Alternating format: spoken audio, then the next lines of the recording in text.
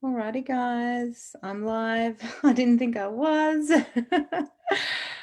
Alrighty, let me get everything happening. Oh, hey, Karen. You can see me. I was just standing here like stunned. Okay, I am going to hit record on this as well now that we are live. Let me just find what I'm doing. Wonderful. Welcome everyone to our Wellness Wednesday, January 20th. Can you believe it? 20 days into 2021. Alrighty.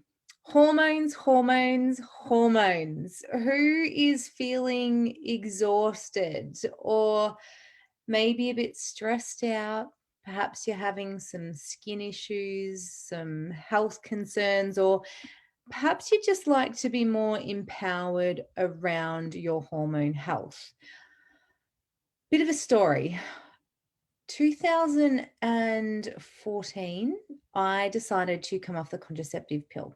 Now, this is not just a post for women of reproductive age. This is a video for people who are at any stage, for women that are at any stage of their life, because hormones are actually just the little chemical messengers that control all of the happenings of our body, from our metabolism to our blood sugars to making babies as well. So many things, sleep hormones, they dictate everything in our body. Now, back in 2014, I'd been on the contraceptive pill for about 10, 12 years, I think it was. And I went through months and months of trying to get my hormones back on track. I was just feeling exhausted. My moods were just absolutely crazy. So I've really delved in the past 10 years into my health, specifically to hormone health. And I'm just so blessed to be able to share this with other women, because they are the chemical messengers that underpin everything in our life. And as women, we've got a few more ups and downs thrown into the mix. So today I want to share with you my top 2. Super, super simple, but if it was easy, we'd be doing it. Tips that have just helped to transform my life and my hormone health. Okay, so stress and inflammatory foods. The big ones. These are the big 2. If I had to pick 2 things that not only impact our hormone health, but every single aspect of our health, our holistic health, these are the 2: stress and those inflaming foods. Okay, so let's talk first about stress. How does stress actually impact our hormones? Okay, I was meant to draw a diagram up for you guys too, but I didn't get a chance. Hopefully that'll come. I need to work out how to get a little drawing board happening on my my Zoom. So let's just say up the top, we've got cortisol and we've got insulin, your blood sugar hormone. So cortisol is one of your main stress hormones. Think of it as the bossy hormone. It's the boss babe hormone, and it's going to win out on over all other hormones. So when we're stressed, our cortisol increases, and then all our other hormones are unable to do their job. Like, who wants to be making babies? Who wants to be digesting? Who wants to be sleeping? How many of you have sleep concerns? Hands up. You know, who wants to be doing all these things when we're running away from that proverbial tiger? What is that proverbial tiger? It is that modern day clock. It is that modern day to-do list, the never-ending list of thoughts running through your head at night. It is this thing right here. Ting, ting, ting. Every time those notifications go off on our phone, it's actually releasing those stress hormones in our body, even if it's a good thing, even if it's, you know, a good message or whatever it might be. Okay, so the body's so, so, so clever. So see your cravings, see all of this as a coping mechanism. Your body is so clever. It's worked out what to do. So during stress, our blood pressure actually increases. You know, so many people have issues with heart disease and things like that. Stress is one of the number 1 causes. Sugar also floods the blood, because the body is going, the brain's going, help, I'm in fight or flight, I'm in a really serious situation, I need as much energy as I can to my body. aka sugar, hit me with it. So the sugar's flooding around the bloodstream, high blood sugar levels. And it does this because we need that quickest form of energy to either fight or run. And this then equals sugar cravings. So the sugar's all out in the bloodstream, right? It's just rocking around doing its thing because our body's like, right, I'm ready here to fight or run or freeze, whatever I need to do to our everyday life, everything that's happening. And so then what happens is that the cells start signaling the brain saying, brain, we've got no sugar in here. Give us some sugar because it's all out in the blood. And so then what happens, you like my acting? I'm in the wrong career. And then what actually happens is that's when we get the sugar cravings because the cells tell the brain that they don't have sugar, so they need sugar. So then we go for the carbs, we go for the cake, we go for the chocolate, we go for the pasta, we go for the bread. Enter in your carbohydrate of choice. Okay, so let me know if this is a concern for you. Let me know if blood sugars cravings are a concern with you for you. Type in the comments. Okay, so in a constantly stressed or rushed or overthinking state, most of us, the cells can become what we call insulin resistant. So insulin's that lock and key that lets the sugars in and out of the cell. Okay, so remember the cortisol up here, it's bossy. So insulin's not doing its job. Now, the blood sugars are impacted so much by our stress hormones. And so having our blood sugars out then also throws our stress hormones up. So it's this vicious cycle. You like my visual images? So this can lead to high blood sugars, diabetes, and of course, sugar cravings. Metabolic syndrome is another one that can happen over chronic stages of this. You know that midsection fat? That's the stress, the sugar fat around the midsection area, particularly in women. That's the hormone fat. So the body's asking for more sugar. The insulin's not letting it in. It's just this huge, big cycle of concoction of mixed up hormones. No wonder we are struggling. But it's so simple. It is so simple, these strategies. So cortisol being bossy, it's impacting on our sex hormones, and this can cause an estrogen dominant state. I'm not going to go into the technical side of it. We do that in my courses. However, think PMS, think excess weight around the midsection, as I said, acne, brain fog, heavy bleeding, things like that, issues with sleep, sugar cravings. Have you ever gone, or are you living your days where you're kind of feeling like, what did that person say? What did I have to do? And there's just that like fogginess in your head where you just like, oh, you get up and you wake up and you feel like you've been hit by a truck. These are the kind of symptoms we're facing when our hormones are out of whack. And it takes that stress and those blood sugars. So what can we do? I have two of my most super simple techniques, but they do take for you to implement them for them to work. My breath work and decreasing those inflammatory foods. Okay, so number one tip, breath work.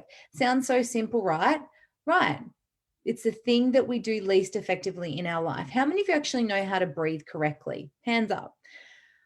I never used to breathe correctly. So I'm going to teach you how to breathe correctly today. So in and out through the nose, if possible, is best because your nose is a natural filter. So inhale through the nose. The belly, the chest, everything should expand. It all should be expanding as you inhale, right down in deep diaphragmatic breathing, right down into the belly. It's going outwards, it's going forward and back. So inhale, belly expands. Exhale, draw that belly button into the spine as you breathe out through your nose. Inhale, expansion. Exhale, contraction. This is how we should be normally breathing. Now, we go through our life and we're breathing up in here in our chest. We've got tight shoulders, neck. We've got headaches because we're not breathing effectively. And so deep breathing, meditation, breath work, wherever you are in your journey, wherever you want to start, is a great way to help with so many health concerns, emotional and physical. How do we do this, Tara? Okay, easier said than done. I've got a busy life. Sometimes it can be challenging to schedule time to breathe. How funny does that sound? But it's a reality, right? To breathe effectively. So get this thing that I said is causing us issues and pop an alarm or reminder on your phone before the rough times you're about to have your main meals, your breakfast, lunch, and dinner. Simply write breath or take 5 or put an emoji in there that signifies breathing to you. And then take 3 to 5. 5's better. Of the biggest belly breaths that you can take.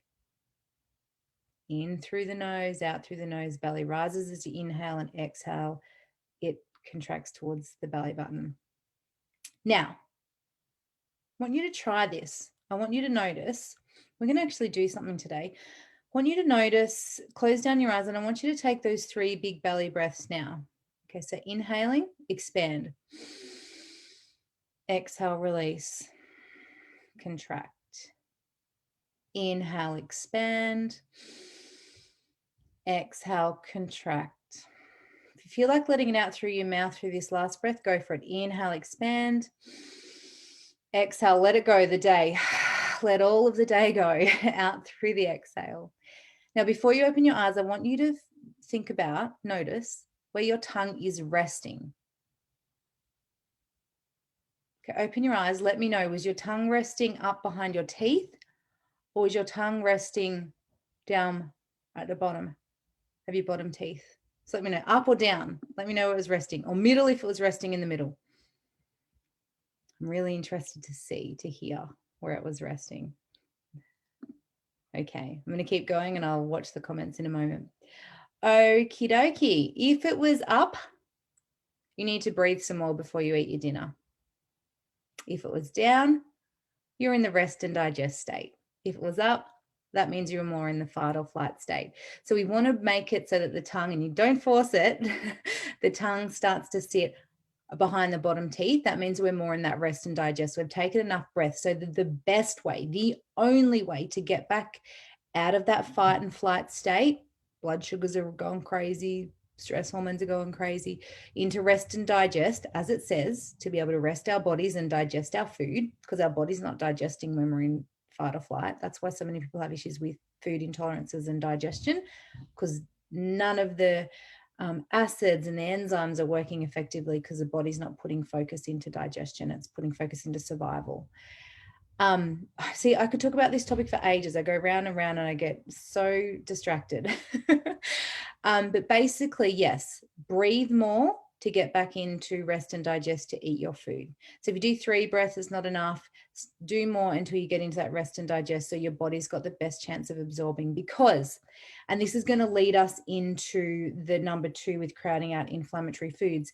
How many of you go on diets, losing weight? And I don't focus on weight, but a lot of us do, where we've conditioned to focus on what we look like on the outside. And so we go on a fad diet to lose weight. And when we cut calories, we often cut nutrients. Or we go on this diet that says, oh, you can have this many calories, but it doesn't take into account what kind of calories they are. Calories from a burger are very different calories to a kale salad. So we often cut nutrients, and our hormones need a very, very specific range of nutrients to perform their duties. So this is where food matters, and this is why we need to bring in more goodness with food. But today I'm going to tell you about the foods that we need, the 7 foods. So let me share my screen, because you should have a beautifully, beautifully prepared hormone health. Thank you to Valerie for creating this for me. Handout here that is all about hormone health for you to fill it in. So are you ready? Print it off or get your notes, pen and paper. We're going to write down the 7 foods to avoid. Are you ready for it? And now, disclaimer. A lot of people tell me that these foods don't impact them and that a little bit won't hurt. In my experience, in my training, in the research it's showing out there, and a lot of people are told not to cut food groups, but I want to explain why these foods are actually impacting our gut health and therefore our hormone health. Because if your gut health's impacted, it's not getting you the nutrients that your hormones need. There's a whole gut hormone link. That's a story for another day. That's in-depth stuff. Okay, so dairy, gluten, corn, soy, alcohol, coffee, refined sugar. Don't switch off your video just yet. Hear me out. Dairy, gluten, corn, soy, coffee, refined sugar, dairy, gluten, corn, soy, coffee. What am I missing? Alcohol. There you go. Oh, it's a new year. So dairy, gluten, corn, soy, coffee, alcohol, refined sugar. There, we got there. Okay. So the reason why we want to eliminate these and start with one, if it's too overwhelming, start with one, is because of the way they're processed, because of the way they are chemically sprayed, because of their interaction with our hormones. For example, coffee impacts our adrenals, which is like the master gland for stress hormone release. Coffee signals that. Estrogen, soy can mimic estrogen in the body, interrupt our sex hormones. They're toxic. So our body creates fat to hold these toxic products, toxic ingredients in there. So the good news is that there are foods that we can replace with this. Now, I have an extensive list on this that I share in my Chow course, in my 6-week course, for you guys to really get down and nut into this. But for today, replace with, we also want to choose, as where we can, organic and grass-fed animal products. If you're choosing to have those, we want to look at almond and coconut milks, dates. You can go coconut sugar. You can do maple syrup. You can go sourdough from bakeries, less than 4 ingredients with your sourdough. You can go the Keep It Cleaner pasta, the lentil pasta, the green pea pasta from the supermarket. There's a whole list of things that you can do to substitute out to go gluten and dairy free first and foremost, because the proteins in dairy and gluten actually can mimic hormones in our digestive tract as well that throw our hormones out. And the way they're processed these days is actually creating what we can call leaky gut. So the lining of the gut comes apart. I could talk about this all day, guys. We're 2 minutes off 20 minutes into this. Like, honestly, this is such a passionate topic of mine, because hormones impact everything, and it's physical and emotional strategies, mind and body, that we need to focus on to work on healing these hormones. So you've got the 7 foods. The number one strategy for balancing your hormone, number one thing, what's the first thing I spoke about? Breathe. And I gave you some foods to replace, and you've got a little bit of information there about cortisol. All righty. We're on the home stretch. Let me check the Facebook comments. Middle. Yeah. Okay. Awesome. All righty. So finally, to finish up, you may have seen, if you're in the hub, you probably would have seen. So this is a shout out, if you have seen this, to please share this with a friend. Please invite them into the hub, because I'm on a mission to reach 1 million women a year to share this information with. So the second thing, if you haven't seen this, how is your hormone health? What have you tried before? What has worked? Let me know in the comments. What doesn't work? What are you struggling with? Because I would love to help you. So would you like help with this? Because if you would, I'm doing a free 5-day Facebook challenge. It starts on Monday, 25th of Jan, Reclaim 2021. So let's say goodbye to the frustration, the fatigue, and say hello to that energy, that vibrancy. So we're going for 5 days.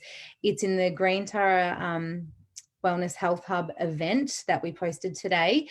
And what you're going to get out of this is you're going to get daily Facebook videos and Facebook lives. So the Facebook videos are going to launch at 6 a.m. They'll go for 5 minutes or so. And then the live is actually going to be about 15, 20, 30 minutes, depending on how much we get into things. But you're going to get a simple strategy to begin to release the old fears that hold you back. It's the number one strategy that I use with women everywhere that's just transformed their lives. You're going to get 2 really, really, really simple mindset strategies to really branch into empowering new ways of thinking. There's going to be a self-management. Now, note, I didn't say time management, because we all have the same 24 hours in a day. Time management strategy to enhance your energy. Self-care strategy to enhance your vibrancy. And then on day 5, we're getting on a live video call for an hour together, group setting. And this is going to help you to pave your way forward for an incredible, energetic, vibrant 2021. Guys, this stuff works if you do it. This is why I'm a coach, because I'm here to help you to take action. I'm not here to help you set your goals. I'm here to help you get your goals. And this is exactly what we're doing. We're going to do our wellness wins. We're going to do some hardcore goal getting. So this is not for people who just want to kind of see what it's about and they're just kind of happy where they are. This is for people who are like, I'm in, I'm ready, I need changes. Let's do this. So what's your investment? $0 time investment, maybe about 3.5, 4 hours. And I will offer at the end of the Facebook challenge a chance to work with me ongoing.